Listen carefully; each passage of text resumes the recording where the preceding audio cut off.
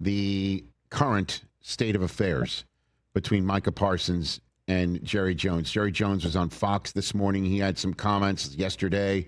We heard from the coach, Brian Schottenheimer, is like, I fully expect him to be there. Business will take care of it, all that sort of stuff. Is this different? Are we in a different world now than the usual? This stuff usually works itself out. What's your opinion on it, Tom? We're in a different world right now because there is still, as of about 20 minutes ago when I was checking on this, no communication. There is no communication between the Cowboys and Micah Parsons' agent, David Mulugeta, in terms of doing a long-term contract. We can all point to, yes, CeeDee Lamb took forever. Dak didn't get done until a few hours before kickoff last year in Cleveland. But those deals were weeks and months in the making. With Micah Parsons, there, of course, were the conversations that now are well documented between Micah and Jerry Jones, who thought he had a handshake, cocktail napkin type of deal done back in March, whether it was because Jerry felt like this was Micah going back on his word, whether this is because Jerry simply is negotiating on his own timeline. Whatever it is, no one has called Micah's agent to try to get a deal done. There's not been a single offer in writing. There has not been a single conversation that would qualify as a contract negotiation. Is there still time? Yes, but 2 weeks from tonight, Rich, the Cowboys play the Eagles in the kickoff game on national TV. Micah has not practiced. He's been, from what I've been told, he's been great in the meeting rooms, the walkthroughs. He's doing all that stuff.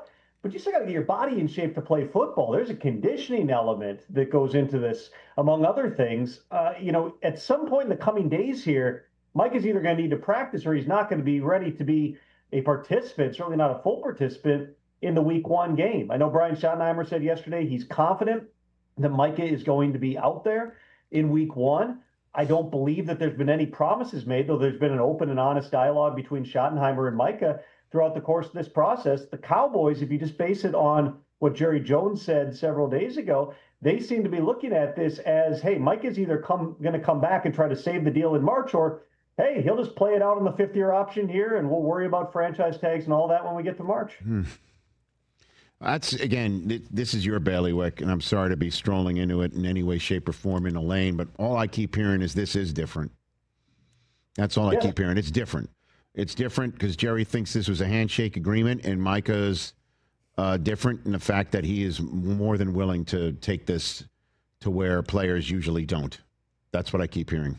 Tom. For years, if not decades, Jerry Jones, along with Bill Belichick, were the two people, the Cowboys and the Patriots, the two teams that would negotiate around agents' backs, that would bring a player in and sit them down and basically try to work out a deal, and then basically inform the agent, hey, I just talked directly to the player. There's various rules about how that entire thing is supposed to operate here, but Jerry's always been kind of on his own program. And those of us who have delved into the Netflix premiere, me, TJ, and Brockman were at the premiere last week in Hollywood while I was out there. It's an excellent and interesting documentary, but it also shows how Jerry, his entire history has been, he does things a little bit differently. Certainly the contract negotiation, the fact that he's the GM and the owner is one of those things. But in this case, you have an agent in David Mulugeta who negotiated over $1 billion of deals in the past year. He's not a difficult guy to get a hold of. And again, whether it is Jerry feeling like he got, somebody pulled the rug out from under him, whether he's embarrassed, whether he's angry, whatever it is, he's never called. Nobody has called on his behalf and tried to hammer out a deal here. So that part of it is different, which then brings us to this. All right, what are the options and what are the different ways that this could go with Micah Parsons over the next, let's say, 14 days, which is the run up to the opener against the Eagles? Yes, sir. One possibility would be sometime in probably, let's call it the next 5 to 7 days. He returns to practice. He says, screw it. I'm going to play deal or no deal. I'm under contract. I'm going to go out there and play with the guys, and we'll worry about this after the season. That's one possibility.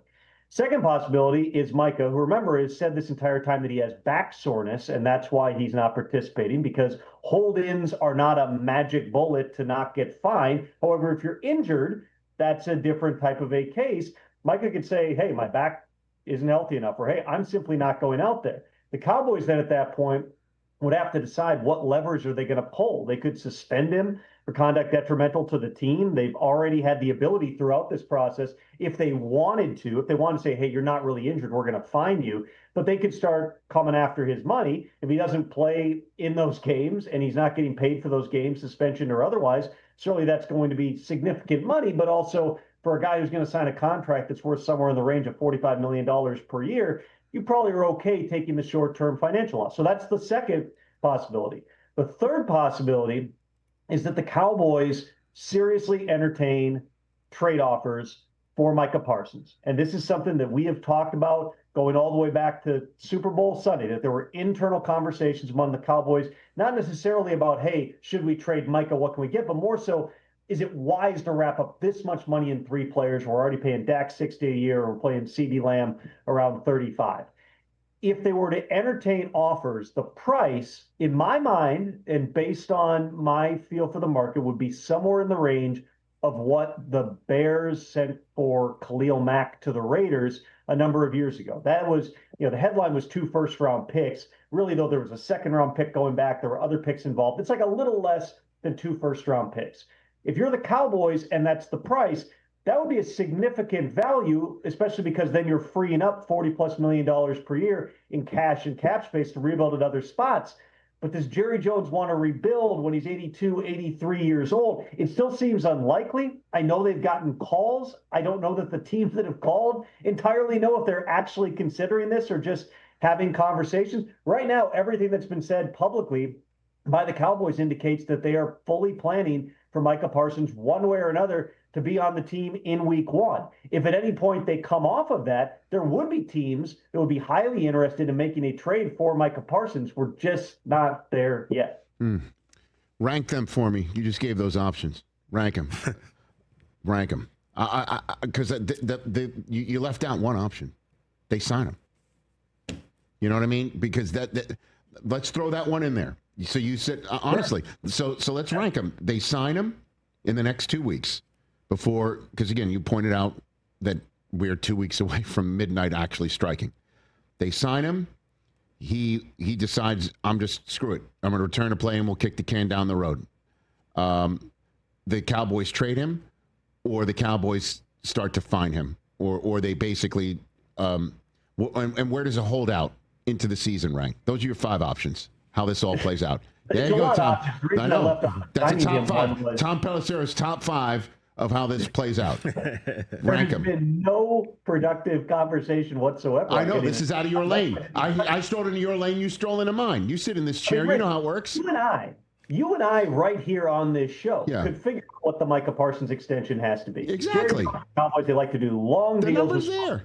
Yeah. No agent's going to want your client to go and sign a 6-year deal. So let's say, all right, let's cocktail napkin this like Jerry would like to. Let's do it. 4 years, $180 million, somewhere in the range of $130 to $150 million guaranteed. Boom, done. He's a Cowboy through 2029. This entire storyline goes away. Right. It's not a hard deal to do, but they have not done anything since March to actually try to move that thing forward. And to my understanding, Micah's agent, David Mulugeta, has called them and basically said, hey, I'm ready when you are. But no agent is just going to sit there and negotiate against yourself. So it's an unusual type of situation. So let's set that one aside, because one guy's going to make that decision, and it's Jerry Jones. Are you actually going to try? To this point, they have not.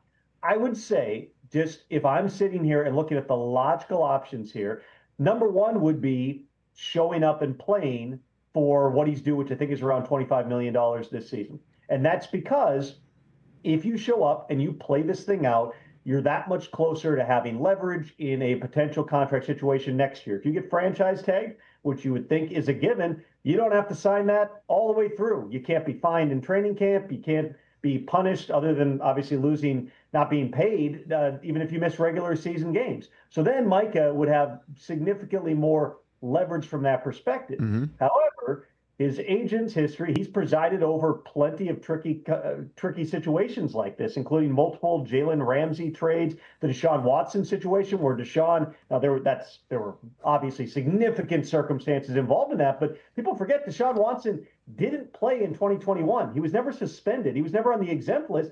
He just didn't play. He requested a trade. There were 20 plus allegations of sexual misconduct against him. He just did his work inside and stayed in shape, but did not play that entire year. How did that play out? Well, the following March, they had 4 different teams bidding on Deshaun Watson. It's a quarterback, but Micah Parsons doesn't have all those other extenuating circumstances surrounding him here. So there are different ways, but the Cowboys are not just going to sit back and go, okay, we'll let you sit out the season. Again, it would depend if we go down that road, what levers end up being pulled. I find it hard to believe that Micah Parsons is simply not going to play, because remember too, Rich, if there were a situation where whether it's he retires, whether it's he gets spent, if he does not play, we do come to a point where his contract would toll. He's then still under contract in 2026 for the same number. I don't foresee that being a long-term option, but certainly any player's greatest leverage is withholding your services.